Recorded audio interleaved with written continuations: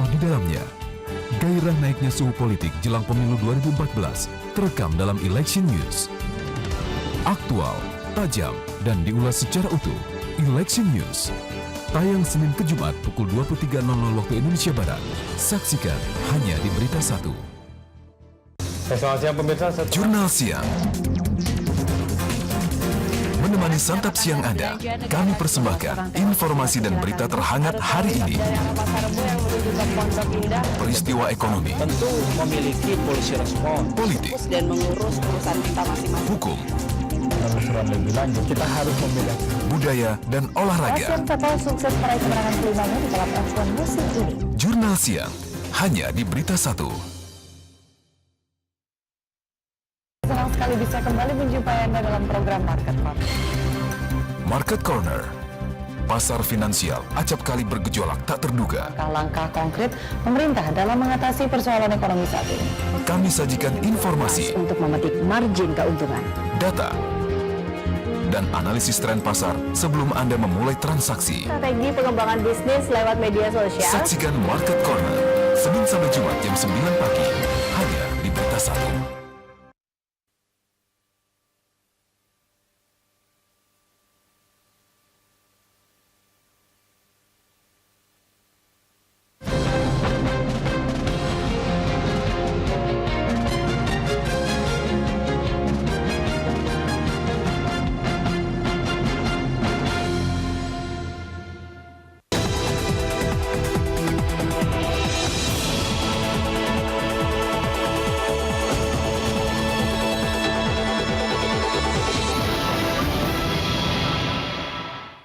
Dipersembahkan oleh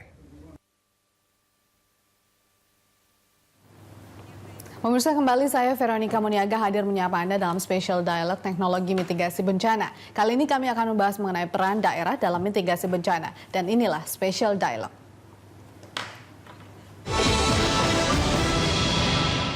dipersembahkan oleh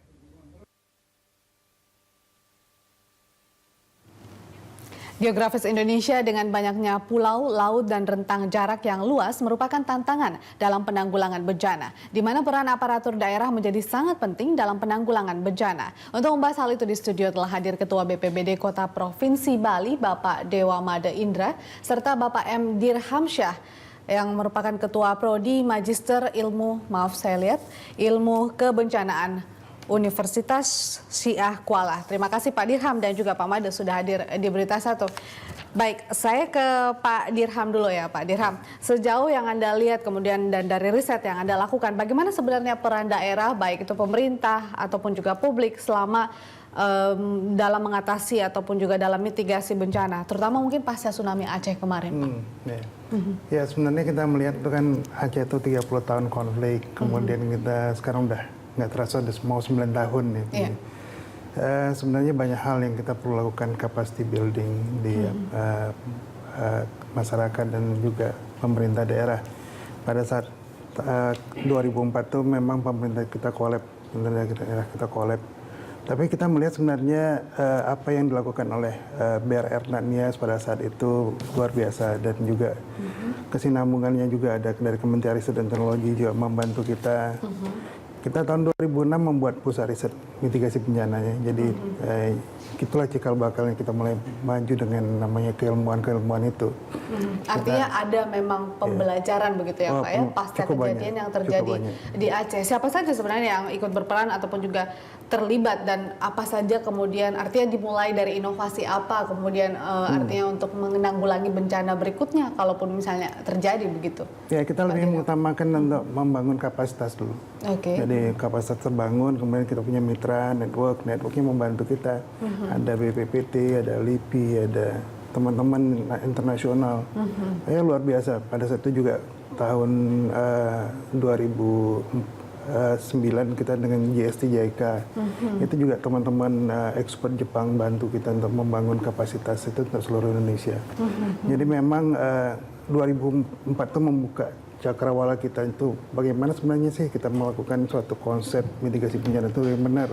Ya, kita dulu juga nggak tahu apa mitigasi bencana pada saat itu, jadi kita belajar. Artinya memang sulit nggak sih Pak untuk memulai artinya langkah besar untuk ke depan pasca kejadian yang terjadi di Aceh dan itu sangat besar begitu Pak? Yang penting konsisten dan komitmen aja.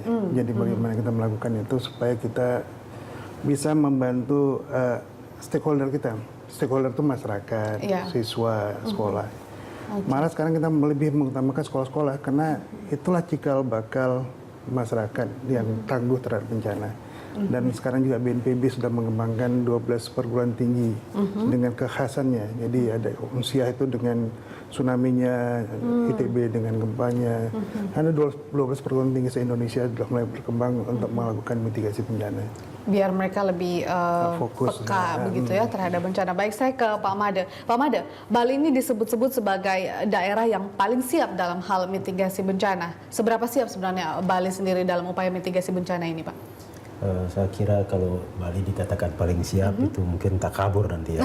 Tetapi yang jelas bahwa kami Provinsi Bali sedang berproses dan konsisten untuk melanjutkan proses membangun kesiapsiagaan untuk menghadapi ancaman-ancaman bencana. Membangun kesiapsiagaan itu membangun kesiapsiagaan pemerintahnya, kemudian masyarakatnya dan juga lembaga-lembaga yang lain. Yang terpenting adalah membangun satu kesadaran publik bahwa tempat kita tinggal yang indah itu ternyata juga menyimpan potensi-potensi ancaman bencana yang sangat membahayakan. Oleh karena itu maka kesadaran itu kami bangun terus-menerus dan kemudian kelembagaannya kita mantapkan terus, teknologinya kita bangun terus bekerja sama tentunya dengan instansi-instansi lain ya seperti misalnya BMKG, BPPT, Kementerian Ristek dan Teknologi itu semua bekerja di Bali. Mereka memiliki kepedulian yang tinggi terhadap Bali karena mungkin kita menyadari semua bahwa Bali adalah aset nasional yang sangat penting terutama dalam konteks pariwisata. Dan kita ingin memberikan satu garansi kepada pariwisata bahwa Bali safe untuk dikunjungi.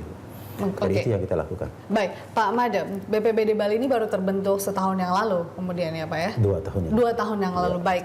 Artinya itu masih cukup singkat, kemudian waktu yang cukup singkat untuk mempersiapkan semuanya. Bagaimana artinya dari BPBD Bali sendiri untuk mempersiapkan baik koordinasi dengan Kemenristek ataupun juga dengan pemerintah terkait dan inovasi teknologi seperti apa yang sudah dibuat di BPBD Bali sendiri untuk hal mitigasi bencana ini? Baik, BPBD memang baru terbentuk 2 tahun yang lalu, tetapi embrionya Pusat Pengendalian Operasi Penanggulangan Bencana itu sudah terbentuk sejak tahun 2008. Jadi inilah yang melakukan upaya-upaya mitigasi bencana, kemudian membangun satu sistem early warning system bekerjasama dengan BPPT, Kementerian Riset dan Teknologi, BMKG dan juga instansi-instansi lain.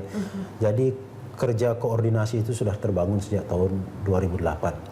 Artinya persiapannya sudah cukup lama juga ya Pak? Sudah terbangun dan perangkat teknologinya sudah, pelatihannya sudah, mereka bisa mengoperasikan. Kemudian setelah itu baru dibentuk BPBD. Jadi sekarang Pusdalop itu yang tadinya merupakan institusi tersendiri, sekarang sudah berada di bawah BPBD. Sulit nggak sih Pak sebagai sebuah lembaga yang baru untuk dalam hal penanggulangan bencana di sebuah daerah begitu untuk mempersiapkan sejumlah seperti teknologi ataupun juga tim SDM gitu di sebuah daerah seperti Bali? Ya, saya kira tidak terlalu sulit. Yang pertama adalah karena memang pimpinan kami, gubernur memiliki kepedulian yang sangat tinggi terhadap kesiapsiagaan daerah menghadapi bencana. Bukan saja dalam konteks perlindungan kepada masyarakat, tapi ingin memberikan garansi kepada tourism bahwa Bali itu bukan hanya indah, tetapi aman atau safe untuk dikunjungi. Jadi karena itu maka komitmen itu terbangun dengan baik. Dengan begitu juga halnya dengan lembaga-lembaga lain seperti misalnya Kementerian Riset Teknologi, BPPT, BNPB dan juga instansi yang lainnya BMKG memberikan atensi yang sama untuk Bali ini.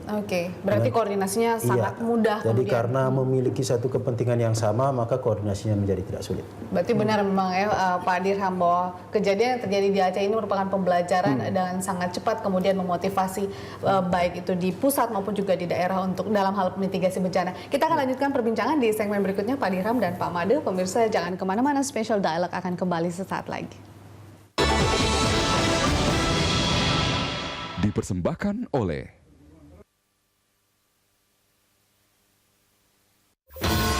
sebuah inovasi teknologi modern hasil buah pikir dan kerja keras yang didedikasikan sebagai bentuk pengabdian terhadap negara dan bangsa. Karya cipta persembahan anak bangsa yang patut kita banggakan dan kembangkan. Mari kita dukung penggunaan sarana transportasi massal berbasis listrik di Indonesia.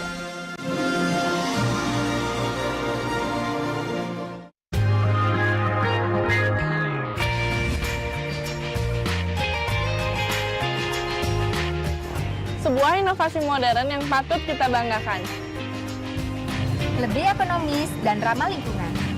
Karya anak negeri dan kebanggaan bangsa Indonesia.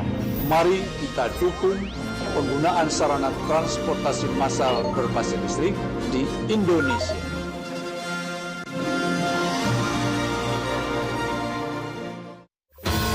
Sebuah inovasi teknologi modern hasil buah pikir dan kerja keras yang didedikasikan sebagai bentuk pengabdian terhadap negara dan bangsa. Karya cipta persembahan anak bangsa yang patut kita banggakan dan kembangkan. Mari kita dukung penggunaan sarana transportasi massal berbasis listrik di Indonesia.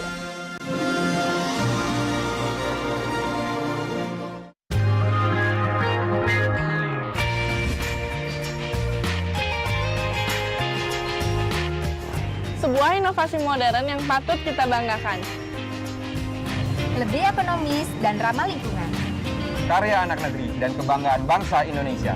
Mari kita dukung penggunaan sarana transportasi massal berbasis listrik di Indonesia.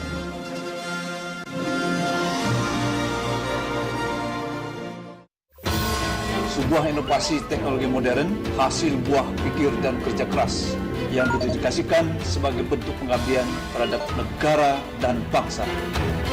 Karya cipta persembahan anak bangsa yang patut kita banggakan dan kembangkan. Mari kita dukung penggunaan sarana transportasi massal berbasis listrik di Indonesia.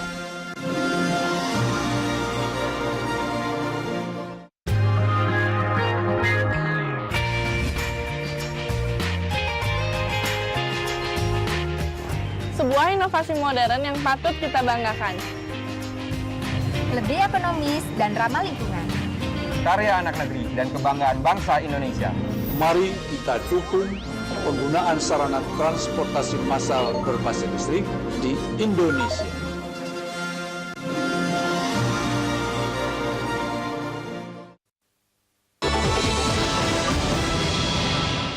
Dipersembahkan oleh Pemirsa, kembali lagi bersama kami dalam Special Dialog. Kita melanjutkan perbincangan. Saya masih bersama dengan Pak Made dan juga Pak Dirham. Pak Made, bagaimana dengan kesiapan? Tadi kita sudah bicara mengenai kesiapan teknologi. Sebenarnya sudah banyak juga inovasi teknologi yang kemudian dibuat oleh BPBD Bali sendiri. Apa saja sebenarnya Pak secara spesifik teknologi-teknologi yang sudah artinya diciptakan di BPBD Bali atau diinovasikan begitu? Teknologi untuk mitigasi bencana khususnya gempa bumi dan tsunami itu meliputi teknologi untuk early warning systemnya, artinya bagaimana bisa mengetahui akan terjadi gempa, jadi tsunami. Nah, teknologi perangkat teknologi itu dimiliki oleh instansi-instansi yang lain, yaitu BMKG, kemudian dari Kementerian Riset Teknologi, dari BPPT. Kalau yang menyangkut gunung api punya pusat vulkanologi, mereka yang memiliki itu. Kalau terjadi gempa yang berpotensi tsunami, maka parameter-parameter gempa mereka yang menganalisis, kemudian mereka menyampaikan kepada kami. Oh, artinya berkoordinasi begitu ya Pak ya? Koordinasi by teknologi, ya kan? Di samping koordinasi fisik ya, tapi koordinasi by teknologi. Artinya kejadian gempa mereka analisis secara teknologi, kemudian langsung diinformasikan ke BPBD, ke Pusdalops BPBD. Kemudian tugas kami adalah pertama mengambil keputusan. Apakah akan dilakukan evakuasi atau tidak? Ya. Kemudian yang kedua melakukan diseminasi, artinya menyebarluaskan informasi ke masyarakat. Itu tugas kami BPBD.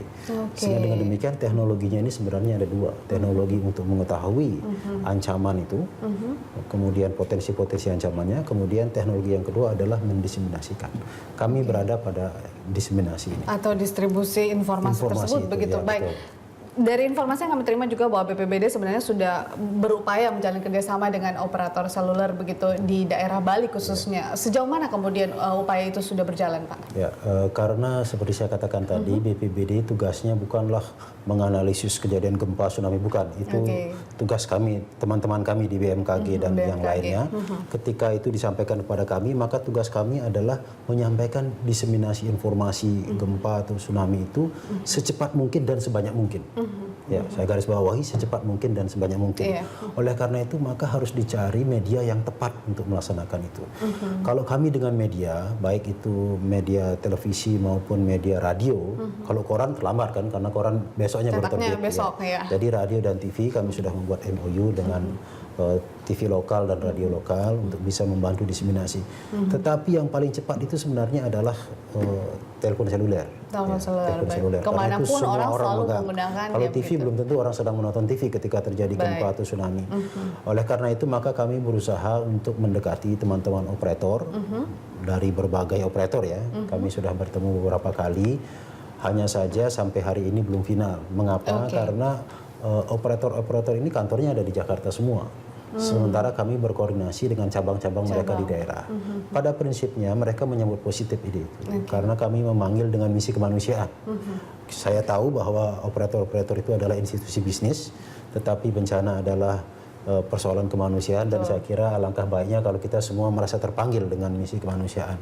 Jadi mereka pada prinsipnya memberikan respon yang baik, tetapi untuk keputusannya masih dibawa ke Jakarta dulu. Dan itu masih membutuhkan waktu berapa lama begitu, Pak? Ya, itu kecepatan masing-masing operator sesuai dengan proses bisnis mereka berbeda satu sama lain. Baik. Tapi yang jelas itu sedang berproses semua. Baik, kita harapkan nantinya akan ada hasil yang baik begitu. Baik, saya ke Pak Dirham. Pak Dirham, selain Bali kemudian ada beberapa daerah juga kan yang memiliki potensi bencana, bahkan kita tahu bencana itu tidak pernah kita ketahui akan datang kapan dan di mana.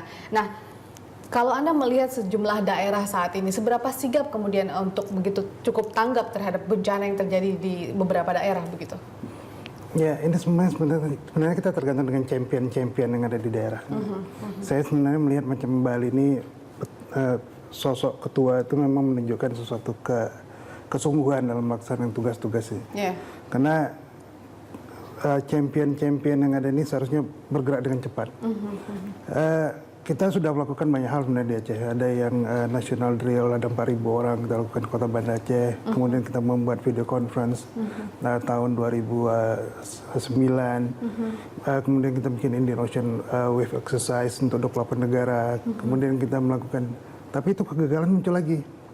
Kegagalan tahun 2012 kemarin ada gempa kembar. Semua orang masih nggak tahu bagaimana menghidupkan seluruhnya. Ini sebenarnya kita inginkan sebenarnya ada artinya workshop yang selama ini atau sosialisasi yang dilakukan selama ini tidak cukup efektif begitu menurut Anda? Bukan nggak cukup efektif, tapi itu tadilah komitmen, kesungguhan dan kecepatan dalam melakukan tindakan-tindakan ini juga perlu lakukan. Karena kalau kita nggak bicara kemanusiaan macam tadi Bapak katakan, kita juga lupa bahwa itu kan untuk membantu orang banyak sih sebenarnya. Ya, artinya bahwa ini kendalanya di kesungguhan per person begitu, per orang. Apakah kemudian mereka ingin benar-benar menjalankan misi kemanusiaan ini atau tidak begitu? Sebenarnya kita kalau bisa bicara itu adalah bicara tupoksi BPBD itu sendiri. Bagaimana BPBD itu punya kemampuan untuk seorang yang profesional untuk melakukan tugasnya. Itu yang kita inginkan. Artinya ini semua tergantung di BPBD di tiap daerah, kemudian seberapa serius, kemudian mungkin seperti yang dilakukan BPBD Bali yang sampai berusaha atau sedang dalam pendekatan ke sejumlah operator seluler begitu. Kalau terkait dengan transfer teknologi yang kemudian dilakukan tadi, Pak Made juga sudah sempat menyinggung bahwa perlu koordinasi antara BMKG dan juga BPBD dan beberapa instansi lain. Sejauh ini bagaimana Anda melihat koordinasi dari daerah dan juga pusat untuk mitigasi bencana? Koordinasi itu kadang-kadang juga terjadi hambatan juga. Tapi sebenarnya adalah friendship. Itu yang kita cerita, ketemanan kita itu membuat kecepatan kita dalam melaksanakan tugas. Kita kadang-kadang lupa waktu untuk melakukan itu. Kemudian juga kita melihat sebenarnya kalau ke depan itu maunya jangan ada lintas jauh jarak. Tapi bagaimana kedekatan kita sesama BPBD yang ada se-Indonesia ini untuk melakukan suatu konsep integrasi tadilah. Ini yang sebenarnya agak sedikit ada ketimpangan-ketimpangan. Kadang-kadang keterbatasan pengetahuan juga menyebabkan itu. Keterbatasan pengetahuan dari BPBD-nya atau dari aparat-aparat. Oke, itu kendalanya di mana kemudian? Apakah karena memang kurang sosialisasi atau dari pihak BPBD-nya tidak ada upaya untuk mau mengetahui mengenai sebenarnya harus teknologinya? dilakukan beberapa pelatihan-pelatihan ya. Itu harus dilakukan. Jadi yang kita akhirnya akan punya suatu soft skill. Sekarang kan soft skill tuh. Jadi macam hari ini kita kalau kita lihat orang pegang handphone dengan mudahnya, orang bisa membaca. Tapi ini bagaimana soft skill yang kita munculkan untuk melakukan mitigasi bencana ini? Langkah-langkah apa yang perlu kita lakukan dengan cepat? Cukup inovatif sebenarnya yang dilakukan oleh BPBD Bali ya Pak ya, atau mengikuti tren yang saat ini juga berkembang di mana masyarakat atau manusia selalu menggunakan menyelamatkan wisata juga kan juga luar biasa. Ya, betul. Baik Pak Dirham dan juga Pak Made, masih kita lanjutkan perbincangan di segmen berikutnya. Pemirsa Special Dialog akan segera kembali sesaat lagi. Dipersembahkan oleh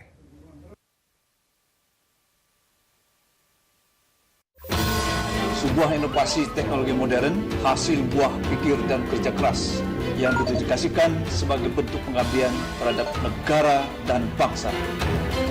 Karya cipta persembahan anak bangsa yang patut kita banggakan dan kembangkan. Mari kita dukung penggunaan sarana transportasi massal berbasis listrik di Indonesia.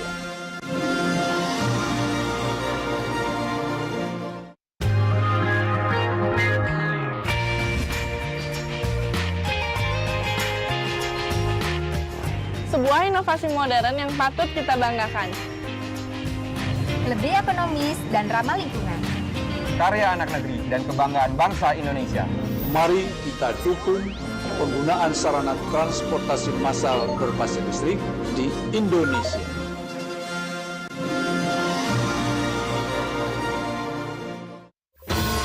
Sebuah inovasi teknologi modern hasil buah pikir dan kerja keras yang didedikasikan sebagai bentuk pengabdian terhadap negara dan bangsa. Karya cipta persembahan anak bangsa yang patut kita banggakan dan kembangkan. Mari kita dukung penggunaan sarana transportasi massal berbasis listrik di Indonesia.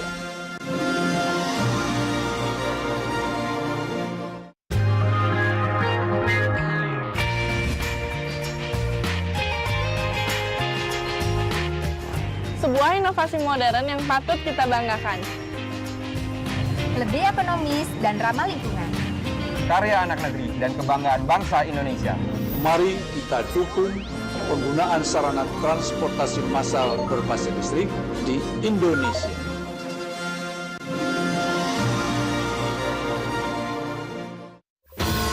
Sebuah inovasi teknologi modern hasil buah pikir dan kerja keras yang didedikasikan sebagai bentuk pengabdian terhadap negara dan bangsa. Karya cipta persembahan anak bangsa yang patut kita banggakan dan kembangkan. Mari kita dukung penggunaan sarana transportasi massal berbasis listrik di Indonesia.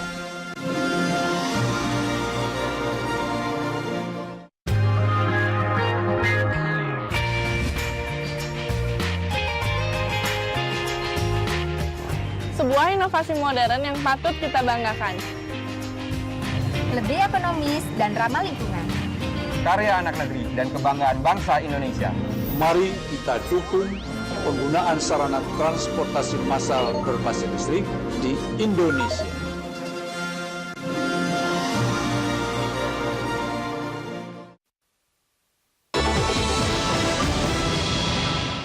Dipersembahkan oleh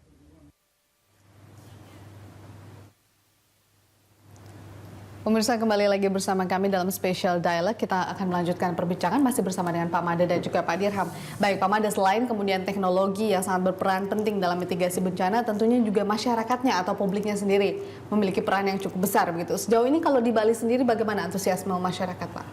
Baik, kalau untuk bencana-bencana selain tsunami relatif lebih mudah kita mengedukasi masyarakat karena mereka punya pengalaman, misalnya mengalami longsor, banjir, mereka punya pengalaman. Tapi kalau untuk tsunami, ya di Bali belum pernah terjadi dan mudah-mudahan tidak terjadi. Oleh karena itu untuk mengajak masyarakat memahami itu membutuhkan kesabaran kita, keseriusan kita dan upaya yang terus-menerus. Tapi sejauh yang kami lakukan, kami bekerja sama dengan BNPB, Badan Nasional Penanggulangan Bencana, terus-menerus melakukan edukasi publik, terutama sekali pada masyarakat-masyarakat yang di pinggir pantai, yang termasuk dalam zona berisiko tsunami. Bukan hanya masyarakat ini, tapi juga dunia usaha. Seperti diketahui bahwa pantai-pantai di Bali, khususnya pantai selatan itu pada umumnya merupakan akomodasi wisata ya kan, Pantai Kuta, Nusa Dua, dan itu merupakan daerah yang berpotensi tsunami. Oleh karena itu, maka kami mengajak mereka untuk bekerja sama membangun kesiapsiagaan menghadapi tsunami. Dan itu sampai hari ini berjalan dengan baik. Mereka memberikan respon yang baik. Mengapa? Karena juga mereka sangat berkepentingan dengan itu. Ya, para wisatawan datang ke Bali menginap di hotel-hotel di pinggir pantai, mereka ingin membutuhkan suatu garansi bahwa hotel itu aman kalau terjadi tsunami. Ya, oleh karena itu maka keinginan kami gayung bersambut dengan dunia usaha. Demikian juga halnya dengan masyarakat yang di pinggir pantai. Ya, nah, apakah kemudian bentuk edukasi yang diberikan itu atau sosialisasi yang diberikan itu bersifat kontinuitas? Karena kan kalau kita tahu masyarakat kadang setelah menerima sosialisasi mungkin beberapa bulan kemudian mereka lengah lagi begitu, Pak. Yang kami lakukan bukan hanya sosialisasi, tetapi sosialisasi kemudian bersama-sama menyusun rencana evakuasi tsunami di daerah masing-masing. Bersama-sama mereka, bukan kami yang membuat, tetapi bersama-sama mereka menyusun rencana evakuasi sampai menentukan di mana tempat evakuasinya, rambu-rambunya mereka yang membuat, kami fasilitasi. Setelah itu berlatih bersama dengan masyarakat. Artinya mereka juga terlibat begitu ya Pak ya? Mereka terlibat berlatih bersama, kemudian kita bentuk jadi desa-desa tangguh menghadapi bencana. Nah ini kerjasama kami dengan menggunakan APBD dan juga bantuan dari BNPB. Setiap tahun kami lakukan ini dan sudah banyak desa di pinggir pantai yang sudah kami lakukan hal-hal seperti itu. Respon mereka sangat baik. Ya, baik. Saya ke Pak Dirham. Kalau dari Unsyah sendiri sejauh mana kemudian perannya dalam hal mitigasi bencana khususnya sebagai lembaga pendidikan juga, Pak Dirham? Ya, sekarang ini kan sejak tahun 2011 kita membuat pusat program studi mitigasi bencana, untuk S2-nya. Juga Rektor Pak Profesor Samsur Rijal sekarang sudah mengembangkan konsep untuk kuliah wajib. Jadi ada mitigasi bencana dan pembangunan berkelanjutan. Ini ada satu hal yang terobosan yang cukup bagus, termasuk juga macam pengembangan taman kanak-kanak. Kemudian juga kita dengan Bank Indonesia kerjasama kita melakukan untuk sekolah-sekolah dasar. Karena pada saat sekolah dasar ini kan mereka tuh belum ada, jadi mereka tahun 2005 lahir. Bagaimana itu sebenarnya menjadikan konsep yang harus menjadikan konsep mereka sendiri. Kemudian juga kita coba melakukan konsep sederhana, bagaimana sekolah itu mereka membuat peta evakuasi. Jadi mereka sendiri membuat peta evakuasi. Dan kita coba dengan anak-anak seperti itu. Dan nanti anak-anaknya ngajarin orang tuanya maksudnya. Ini sebenarnya sangat membantu sosialisasi ya Pak ya. Kalau yang saat ini sudah masyarakat sudah senior ya sudah lah. Tapi mungkin kalau dimulai pendidikannya dari usia dini mungkin akan sangat membantu begitu ya Pak Mada ya. Baik Pak Mada, mungkin terakhir adakah kemudian terobosan yang akan Anda tawarkan mungkin dalam hal penanggulangan bencana ke depan begitu Pak? Ya baik, di dalam penanggulangan bencana sebenarnya yang paling penting adalah membangun kapasitas masyarakat. Karena masyarakat itu adalah pihak yang paling pertama terkena akibat bencana itu. Pemerintah kan datangnya kemudian. Oleh karena itu, khusus dalam konteks tsunami ini, maka yang kami bangun itu justru adalah masyarakat. Yang akan kami lakukan mulai tahun 2014, Januari 2014 ini adalah kami akan melakukan sertifikasi kesiapsiagaan menghadapi tsunami bagi seluruh hotel-hotel yang ada di kawasan daerah berisiko.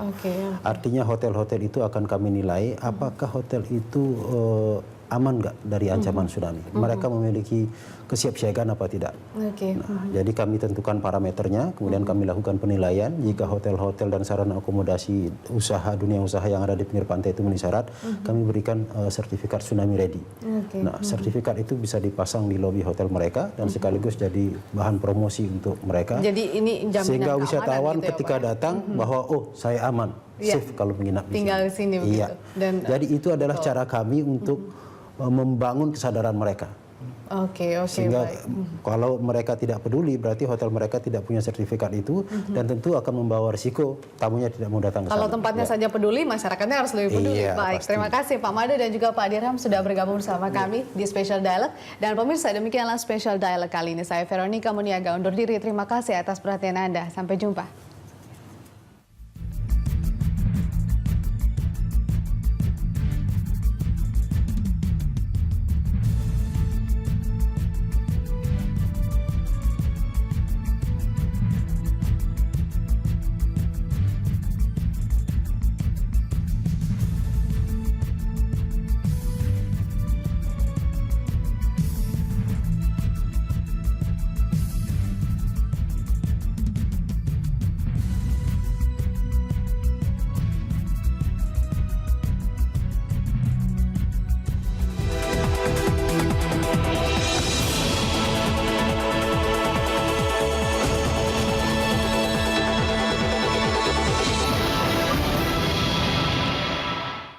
Dipersembahkan oleh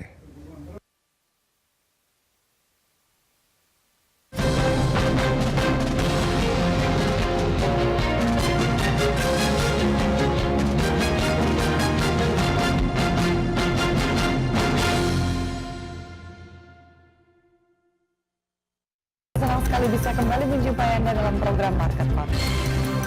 Market Corner. Pasar finansial acap kali bergejolak tak terduga. Langkah-langkah konkret pemerintah dalam mengatasi persoalan ekonomi saat ini. Kami sajikan informasi, Untuk memetik margin keuntungan. data, dan analisis tren pasar sebelum Anda memulai transaksi. Strategi pengembangan bisnis lewat media sosial. Saksikan Market Corner, Senin sampai Jumat jam 9 pagi, hanya di Berita 1. Election News. Sajikan informasi pemilu dan pilkada. Pas gerak partai